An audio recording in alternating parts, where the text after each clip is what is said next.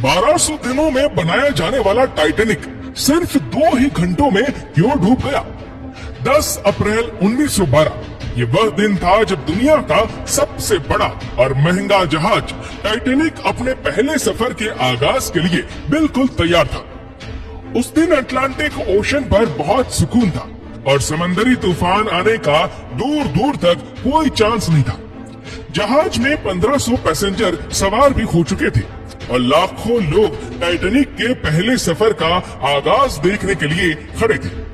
ना ही पैसेंजर को, ना ही अलविदा करने वाले लाखों लोगों को मालूम था कि जो जहाज कुछ ही देर में रवाना होने वाला है, उसको बनाते वक्त 6 ऐसी गलतियां की गई है जो इस जहाज को बहुत ही खराब हादसे का शिकार बनाने वाली है।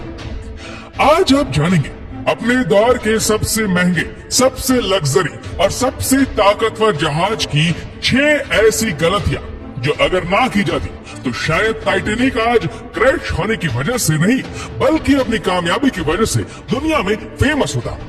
आखिर ऐसी कौन सी चीज, गलतियां थी जो 40 साल एक्सपीरियंस रखने वाले टाइटैनिक के कैप्टन एडवर्ड स्मिथ को भी नजर नहीं आई? कैप्टन के 40 साल के एक्सपीरियंस को तो छोड़े, ये गलतियां टाइटैनिक ऑपरेट करने वाली company the well star line, जिसको 107 शिप्स ऑपरेट करने का एक्सपीरियंस था, उनको भी नजर नहीं आई। और तो और ये गलतियां टाइटैनिक मैन्युफैक्चरर करने वाली कंपनी हार्लैंड एंड वॉल्फ को भी नजर नहीं आई, जिन्होंने सिर्फ टाइटैनिक से पहले ही 500 से ज्यादा शिप्स मैन्युफैक्चर की थी और तकरीबन 3 साल का वक्त और 2000 वर्कर की मेहनत के बाद जहाज तो तैयार कर लिया गया, लेकिन इसको टेस्ट करने का फेज अभी बाकी था। टाइटैनिक बनाने वालों का उस पर भरोसा तभी हो गया जब टाइटैनिक ने अपना पहला टेस्ट कामयाबी से पार कर लिया था। टेस्ट पास करते ही पूरी दुनिया में अखबारों में इसकी मार्केटिंग की गई, जिसकी हेडिंग थी अनसिंकेबल टाइटैनिक, यानी कभी ना डूबने वाला जहाज बना लिया गया है। जहाज का पहला सफर इंग्लैंड के शहर साउथहैम्पटन से शुरू होना था, जिसका दिन 10 अप्रैल 1912 तय किया गया और जिसकी मंजिल अमेरिका के शहर न्यूयॉर्क थी। टाइटैनिक के सेकंड क्लास में सफर करने की कीमत $30, जबकि फर्स्ट क्लास में सफर करने की कीमत $150 रखी गई थी। इस मार्केटिंग के नतीजे में सारे टिकट्स बुक कर ली गई और आखिरकार वह दिन आ ही गया जब टाइटैनिक अपने पहले सफर का आगाज करने वाली थी। Mistake number 1। दोपहर को ठीक 12 बजे टाइटैनिक ने अपने पहले सफर का आगाज कर दिया और साथ ही टाइटैनिक की गलतियां सामने आना शुरू हो गई। कैप्टन स्मिथ को डेडलाइन मिल चुकी थी कि किसी भी सूरत में 17 अप्रैल तक, यानी सिर्फ 7 ही दिनों में न्यूयॉर्क पहुंचना है। इसी वजह से कैप्टन ने जहाज की रफ्तार शुरू से ही बहुत तेज रखी थी और यही थी टाइटैनिक की सबसे पहली गलती। कैप्टन स्मिथ को मालिक की दी गई इंस्ट्रक्शन और प्रेशर की वजह से न्यूयॉर्क जल्द से जल्द पहुंचना था, क्योंकि ये टाइटैनिक का पहला सफर था और अगर वह न्यूयॉर्क टाइम से ना पहुंचते तो टाइटैनिक की रेपुटेशन को काफी नुकसान होता। दुनिया की कोई भी गाड़ी हो, मशीन या फिर जहाज, उनके कई ऑपरेटिंग प्रोसीजर्स होते हैं, जिनमें स्पीड लिमिट भी इन प्रोसीजर का एक पार्ट होता है और वह पार्ट टाइटैनिक के सफर के दौरान ही वायलेट किया गया था। थोड़ी ही देर में जहाज साउथहैम्पटन के पोर्ट को इतना पीछे छोड़ गया कि अब दूर दूर तक नीले समंदर के अलावा कुछ नजर नहीं आ रहा था। Mistake number 2। अब टाइटैनिक को चलते हुए 3 दिन गुजर चुके थे। फ्रांस और आयरलैंड में थोड़ी देर के स्टॉप के अलावा टाइटैनिक पिछले 72 घंटों से न्यूयॉर्क की तरफ बढ़ता चला जा रहा था। ये 14 अप्रैल 1912 की शाम थी। समंदर पर हर तरफ खामोशी छाई हुई थी, जिसकी वजह से विजिबिलिटी भी काफी कम हो चुकी थी। उसी रात एक और जहाज जो कि टाइटैनिक से कुछ घंटे ही आगे था, उसके कैप्टन ने टाइटैनिक को समंदर पर तैरती हुई चट्टाने यानी आइसबर्ग के बारे में वार्निंग दी थी। एक्सपर्ट का मानना है कि ये वार्निंग कम से कम 6 बार दी गई थी, लेकिन वायरलेस ऑपरेटर की लापरवाही की वजह से इम्पोर्टेंट वार्निंग इनसे मिस हो गई। उनके लिए शायद ये नॉर्मल बात थी, लेकिन यही थी टाइटैनिक के हमले की दूसरी गलती, क्योंकि टाइटैनिक पहला ऐसा लग्जरी जहाज था जिसमें कई वीआईपीज भी मौजूद थे अगर इस वार्निंग को सीरियस लिया जाता तो आगे का पूरा सीन ही अलग हो सकता था। मिस्टेक नंबर 3, जहाज की स्पीड भी बहुत ज्यादा थी और उनसे एक बहुत इंपॉर्टेंट वार्निंग भी मिस हो चुकी थी। टाइटैनिक अब तेजी से आइसबर्ग की रेंज में बढ़ता चला जा रहा था, लेकिन अभी भी टाइटैनिक को हादसे से बचाया जा सकता था, क्योंकि जहाज के पहरेदार अलर्ट थे, जो किसी भी आइसबर्ग को दूर से देखने पर ही कैप्टन को कहने के लिए रेडी थे। लेकिन दूर से देखने के लिए इनके पास एक चीज मौजूद ही नहीं थी, और वह चीज थी दूरबीन। जी हाँ, पहरेदार अलर्ट तो थे, लेकिन वह आइसबर्ग को दूरबीन ना होने की वजह से दूर से नहीं देख सके, और यही थी टाइटैनिक की तीसरी गलती। आइसबर्ग की खबर कैप्टन स्मिथ को उस वक्त हुई जब जहाज के पहरेदारों ने खबर दी कि जहाज के बिल्कुल सामने एक फुटबॉल फील्ड की साइज जितना आइसबर्ग है। लेकिन अब बहुत देर हो चुकी थी, क्योंकि आइसबर्ग टाइटैनिक की करीब आ चुका था। मिस्टेक नंबर 4, क्योंकि अटलांटिक ओशन में अक्सर शिप्स को ऐसे आइसबर्ग का सामना करना पड़ता है जिसको बड़े बड़े जहाज आराम से हैंडल कर लेते हैं। शायद कैप्टन स्मिथ ने भी यही सोचा था।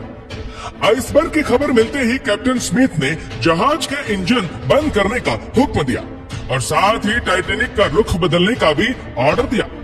बेशक कैप्टन स्मिथ ने आइसबर्ग से बचने की बहुत कोशिश की, लेकिन फासला इतना कम रह गया था कि कुछ भी करना फिजूल साबित हुआ। आइसबर्ग अब टाइटैनिक के सेंटर में टकरा चुका था, लेकिन टाइटैनिक के अभी भी बचने की काफी उम्मीद बाकी थी। ये उम्मीद बाकी रह गई थी कि शायद आइसबर्ग जहाज की बॉडी को नुकसान ना पहुंचाए, या फिर आइसबर्ग जहाज से टकराती ही खुद ही टूट जाए।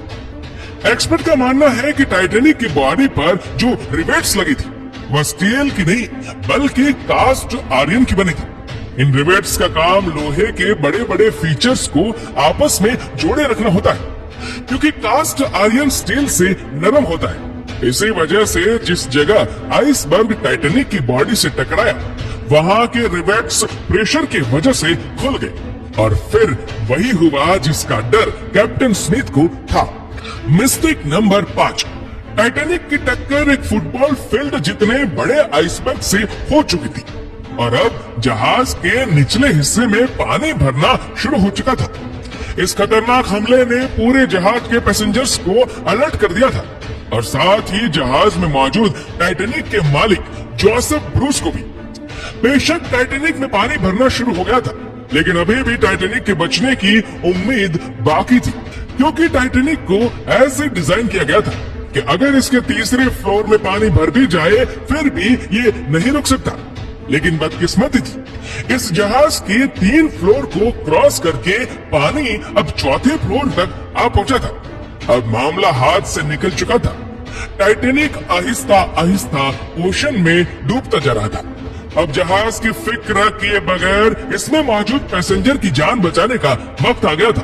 कैप्टन स्मिथ ने रेडियो पर इमरजेंसी अलर्ट जारी कर दिया। जब तक कोई मदद के लिए आता तब तक पैसेंजर्स को बोट्स में शिफ्ट करने का प्लान किया गया, लेकिन इस मौके पर 5वीं गलती ने अपना काम दिखा दिया। जी हाँ, जहाज में टोटल 32 बोट्स की जगह थी, लेकिन लापरवाही की वजह से सिर्फ 20 बोट्स ही रखी गई थी। पैसेंजर्स थे 1500 और बोट्स थी सिर्फ 20। मिस्टेक नंबर 6, हर तरफ अफरा तफरी मची हुई थी और हर शख्स उन 20 बोट्स में सवार होना चाहता था। 12:45 पर पहली इमरजेंसी बोट्स समुद्र में उतारी गई, लेकिन यहाँ हुई एक और छठी गलती। अफरा तफरी में बोट्स को पूरा भरे बगैर ही समंदर में उतार दिया गया, जिसमें ज्यादातर फर्स्ट क्लास पैसेंजर्स को बिठाया गया था, यानी जो लोग ज्यादा अमीर थे उनको पहले बिठाया गया था। बोट्स में अगर ज्यादा पैसेंजर्स को बिठाया जाता तो इंसान की जानें कम जाती। अब जहाज तेजी से समंदर में डूबता जा रहा था।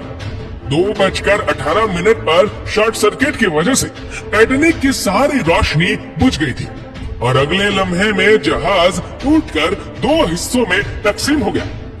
टाइटैनिक को समंदर के अंदर डूबने के लिए 2 घंटे 40 मिनट लगे और इस तरह 1500 लोग अटलांटिक ओशन के ठंडे पानी में डूबकर मर गए। आपको ये जानकर हैरानी होगी कि पानी का टेम्परेचर उस वक्त -2 डिग्री सेंटीग्रेड था।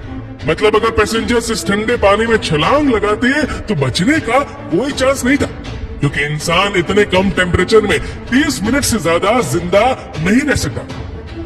कहा जाता है कि मरने वालों की तादाद 1500 से भी काफी ज्यादा थी, क्योंकि काफी लोग जहाज पर बगैर टिकट सवार हो गए थे। जिंदा बच जाने वालों में सबसे ज्यादा तादाद बच्चों और अमीर लोगों की थी।